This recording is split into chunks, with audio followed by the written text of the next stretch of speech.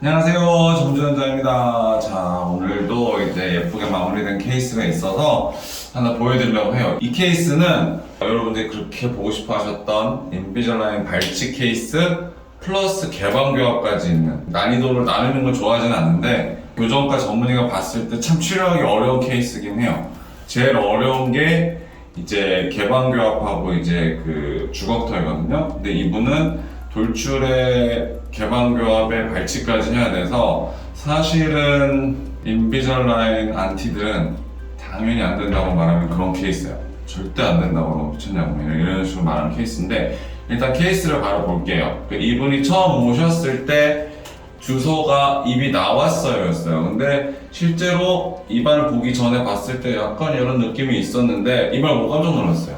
개방교합인 거예요. 개방교합. 그래서 보면은 이렇게 거의 한 3-4mm 정도가 안 닿아요, 아예. 그러니까 어떻게 이렇게 살았나 싶을 정도로 안 닿고, 이제 옆에서 봤을 때도 전반적으로 이렇게 요런데 뼈가 이렇게 울퉁불퉁하게 나와 있는 게 이제 전형적인 돌출의 어떤 그런 신호거든요. 그래서 약간 돌출과 개방교합이 동시에 있는 케이스라 제가 늘 개방교합을 이제 설명을 드릴 때 환자분들이 상담을 오시면은 항상 기본이 돼야 되는 거는 선천성이냐 후천성이냐 개방교합을 항상 먼저 분류를 하고 진단을 하고 들어가야 돼요.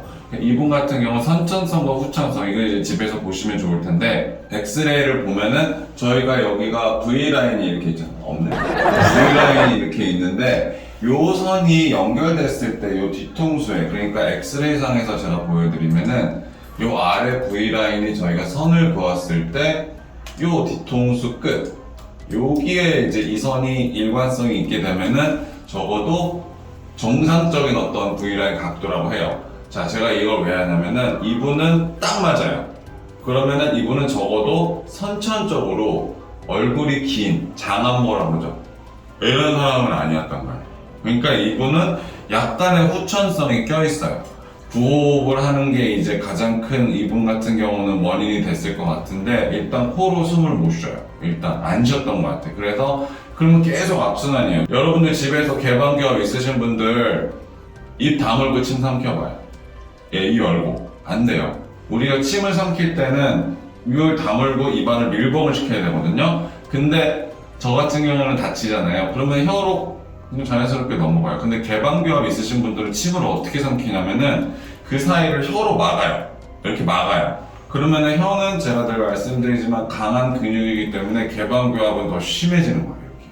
그러니까 뒷니는 닫고 앞니들이 뭔가 위로 휙 올라가고 아래로 휙 내려간 게, 그런 게 제가 후천성이에요. 그래서 이분은 여러 가지로 봐서 이제 발치 교정을 결정을 했어요. 발치를 해서 이렇게 집어 넣으면서 닫자. 실제적으로 클린책을 이제 보면은 0부터 57개의 장치를 썼거든요. 옆에서 보는 걸 볼게요. 먼저 보시면 발치를 하고 앞니가 이렇게 송곳니가 들어오고 앞니가 내려오면서 들어오고 내려오면서 들어오고, 그러니까 전형적인 약간 발치 패턴이긴 해요. 발치할 때 항상 송곳니를 밀고 앞니를 밀고 이런 식으로 밀거든요. 근데 여기서 이제 키포인트는 마지막에 여기서 여기 넘어가는 게 갑자기 아래턱이 움직이는 것처럼 보이는데, 제가 어떤 걸 했냐면은 여기에 어금니들을 안 닿게끔 집어 넣어줬어요. 개방교합은 이렇게 닿기 때문에 어금니들이 안 닿게 되면은, 전에도 제가 개방교합 케이스를 보여드릴 때 그 안 닿게끔 아래턱이 돌면서,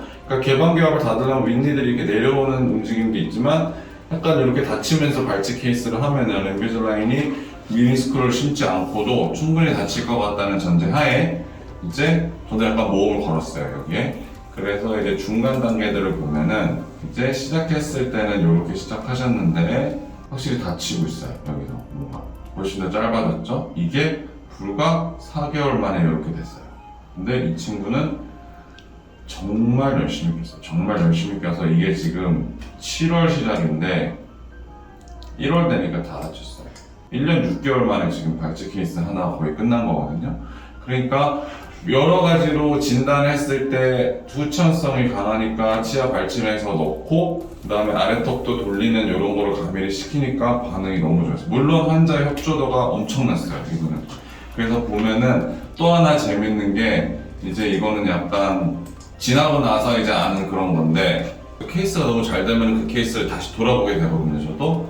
근데 보면은 뭔가 구호흡을 했다는 증거가 여기 있었어요. 그러니까 구호흡이라는 게 코로 숨을 쉬게 되면은 저희도 코 숨구멍이 필요하거든요. 그럼 여기가 오른쪽이고 여기가 왼쪽인데 오른쪽은 이렇게 숨구멍이 커요. 그러니까 우리 공기가 왔다 갔다. 근데 왼쪽 한번 보면 까만 데가 숨이 완전 막혀 있어요. 그러니까 이분은 코로 거의 숨을 안 쉬었던 거. 왼쪽은 아예 막혀 있었어. 근데 이런 경우에는 이제 전에도 제가 보여드렸지만 뭐 악궁 확장 장치에서 코를 늘리는 휴식을 하기도 하는데 요거는 그런 게 아니고 그냥 말 그대로 앞니를 닫아주니까 재밌는 게 이게 중간 단계인데 조금 뿌옇긴 한데 갑자기 왼쪽 갑자기 넓어졌어. 뭐지?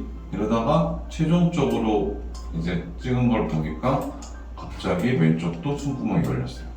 그러니까 이게 여태까지 이분은 코로 숨을 쉬어본 적이 많이 없었던 거예요. 입으로 계속 하고 그게 악화되니까 계속 입은 닫아야 되고 하니까 혀로 계속 내밀었던 후천적인 어떤 개방교합 케이스였던 거예요. 최종 모습을 볼게요.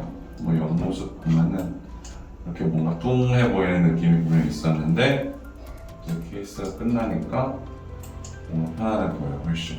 그리고 뭔가 팬다처럼 이랬는데 여기는 뭔가 좋아졌어요. 사람이 얼굴 인쇄 완전 변했어. 그러니까 이 케이스의 어떤 테이크홈 메시지는 여기서 여기로 가는 게 지금 1년 6개월 만인데 일단 장치를 잘 껴야 되고 진단을 어떻게 하느냐가 제일 중요했던 것 같아요. 그러니까 무조건 발치는 하지 않아요. 저도 여러 가지 개방교합을 이제 보여드렸는데 아래턱을 돌려서 하는 경우, 그러니까 항상 제일 처음 내가 V라인을 한번 보시고 집에서 내가 장안물, 얼굴이 긴 말상이냐 아니면은 나는 얼굴이 오히려 짧은데 왜 개방교합일까? 그런 후천성의 가능성이 커요. 그러니까 그런 거를 잘 진단해낼 수 있고 발치 케이스 자체도 인비젤라인으로 이렇게 충분히 가능하니까 요거를 한번 본인들도 본인 입이 보시면서 한번 비교해보면 좋을 것 같아요. 뭐 1년 6개월 정도, 이거는 진짜 빨리 끝난 케이스고 또 이거 보면 또 1년 6개월 만에 발치 케이스 해달라고 하거든요. 그렇진 않고 2년 반 정도가 제일 좋을 것 같아요. 제일 좋아요. 사실은 천천히 가는 게. 근데 이분은 나이가 좀 어렸어요. 20살이니까 반응이 좋았을 수도 있고 여러 가지를 제가 봐야 되는데, 근데 무엇보다 인비젤라인 할 때 가장 중요한 건 협조도인 것 같아요. 저도 이제 거의 뭐 미천 케이스가 넘어가는데 잘 낀 사람과 안 낀 사람의 계속 안 맞는 사람은 계속 안 맞아요. 근데 본인은 낀다고 하거든요.